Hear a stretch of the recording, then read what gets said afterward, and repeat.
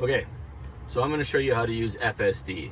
So I can do it in one of three ways. The first way is I could go to navigate here and I can either pick what I want on the screen or I can type in. We're going to go to target, so I can type in target, see target locations, and it gives it to me by distance, so I can pick the closest one to me, and it picks my local target.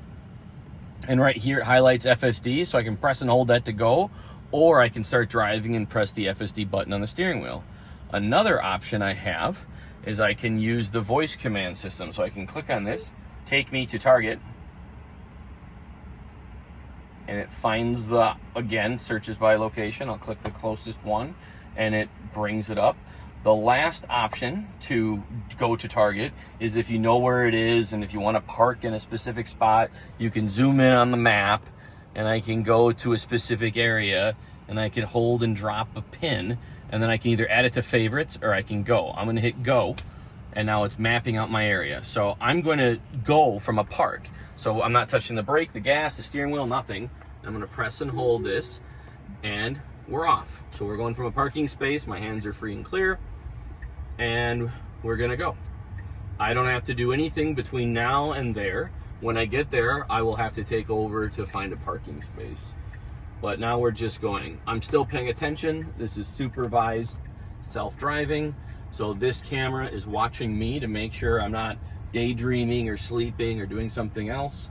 So I'm just keeping my hands free and clear from the steering wheel. I'll just sit relaxed and keep my eyes out. You need to pay attention just in case the car doesn't see something, and you can avoid a collision by pressing the brake, but that's not really, it's never happened to me. I've never really needed to do that, so it's not a problem. But I'm looking around, I can see what the car sees. It's creeping out and then it goes. At any time, if I want to take over though, I can just grab the wheel, and now I'm in driving. I'm in control, and I can just press the wheel and the car is back in control and I don't have to do anything. I press that button and you can hear the ding dong, the dim ding, and the car is driving. So I don't have to worry about anything. Now, one of the nice things that is good to learn about with full self-driving is if it does make a mistake and you take over. One of the best examples of that is I've learned as of September 16th, 2025, it's not very good at turn-only lanes. Sometimes it wants to go straight through a turn-only lane, and I have to take over, and I can use this voice to tell it what it did wrong, and it learns and does better next time. So right now, I'll take over, and now it asks me, what did I do? And I can press this. Tesla, you did nothing wrong. I am just taking over to show how things can control for a video. And I press the button, and it records it. I press this to go back, and FSD has been reinstated. It shows me on my screen that standard mode is the mode I'm in. Remember, there's chill, standard, and hurry. I am in chill mode, or standard mode, sorry. I'm in standard mode. I'm going 43 miles an hour. Here's my speed limit right there. The scrolly ball, which is my FSD controller, shows how much you could potentially speed. So I can scroll it down and pick my max speed on here, and the car will go no faster than that, but it can go slower based upon wind, distance, energy conservation, car traffic in front of you. There's lots of things that you can do. Anytime you hit the brake, you turn off full self-driving. You can touch the gas pedal and it doesn't turn off full self-driving. So if you're driving and the car is moving kind of slow and you want it to speed up a little bit, you can tap the gas pedal and accelerate the car, and it doesn't turn off FSD. You don't have to steer or do anything else. The other thing is that sometimes if you're at a stop sign or a stoplight and it's very hesitant, you can hit the gas pedal, the throttle, the accelerator. It's not a gas pedal, it's an electric car, to encourage it to go. So those are options that you can do here. That stoplight that we were at a stoplight, but it was taking a right-hand turn, so it came to a complete stop, saw no traffic was coming, and made a legal right turn at a red light, just like a person would do. So Tesla is aware of the traffic rules of the road. You can see the green lights up top. It matches the traffic lights that are in front of me, and I'm just hanging out. Now, you'll notice up here, if you ever look away for too long, it'll warn you. So I'm gonna look out the window, and honey, feel free to say something when it warns me. After enough time period of not looking ahead, the car will warn you to start paying attention.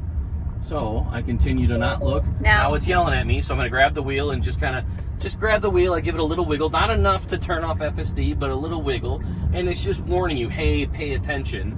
This is not unsupervised full self-driving, it's still supervised. So that was just an example that you have time to look around, but not an infinite amount of time. If you choose to not pay attention, after it warns you and you ignore it, and it warns you and you ignore it, it will pull over and park, and you can't use FSD for the remainder of that trip. If it warns you 3 times in, I think, a day or a week, I'm not sure what I think it's 3 times in a week, you lose FSD for a week. No matter how many times you get out of the car and get off the car, FSD is disabled for 7 days. So here I am at Target. It's gonna go to where I dropped my pin. So it is taking a left turn, but it's minding the pedestrians. As it comes up here, it will make my turn. It knows that the car is waiting for me, thank you.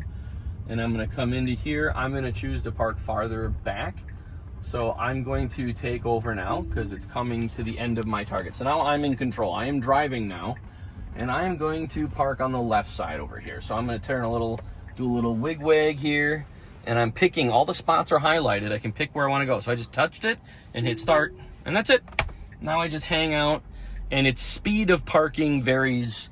The more you use it, the better it gets, but also sometimes it's weird. I don't know if it's the sun or what. Sometimes it pulls in and parks in 2 seconds. Sometimes it takes a few jogs to get it right. So its speed on auto park varies, but it always does a good job. When I test drove an older Model X, it didn't really park middle. It got there, but it was kind of cocked.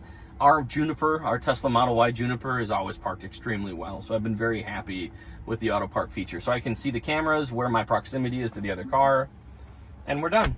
Now that we're here, it auto put it in park, so I don't have to put the car in park. I can just take my seatbelt off and go. Let's go to Target.